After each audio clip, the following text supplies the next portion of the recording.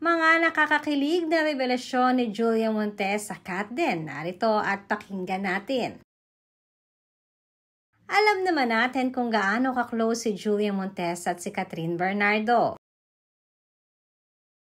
Halos sila ang magkabatch nung sila ay nag-start pa lamang. Julia Montes described her relationship with Kathryn Bernardo na low-key lamang. Yung tipong hindi na nila kailangan pang magkita araw-araw para masabing magkaibigan. Nakakakilig din ang revelasyon ni Julia Montes para sa Katden. Ayon na rin sa aming source ay botong-boto di umano si Julia kay Alden para kay Kathryn dahil alam niya di umano kung gaano kabuting tao si Alden Richards. Matatandang nagkasama na rin sila ni Alden sa movie doon. Narito ang naging pahayag ni Julia Montes, pakinggan natin. Siyempre, di ba, judge siya ng Pilipinas Got Talent ngayon. Tapos, siyempre, ang dami na rin nakakamiss ng tandem niyo as Mara and Clara.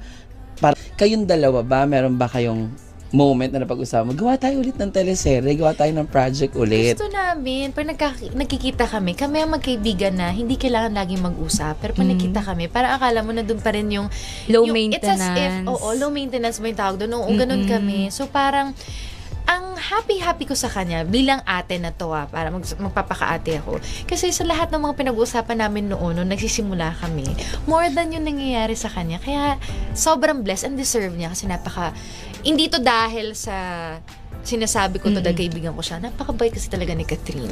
Bilang anak, bilang kaibigan. So, deserve niya lahat ng nararating niya. Kaya siya naging superstar ngayon. Totoo. Kasi siya yung dapat ehemplo rin sa iba na kahit nandun ka, yun pa rin yung personality niya. Yan ang hindi nakakalimot lagi. Totoo. Na bumate pag nagkasalubong kayo. Oo. Ngayon, ito na, kayo na yung nandyan sa mga nag-advise, di ba? Nagpapakaate na kayo, gano'n. Sabi niya, nagpapakaate na. Diba?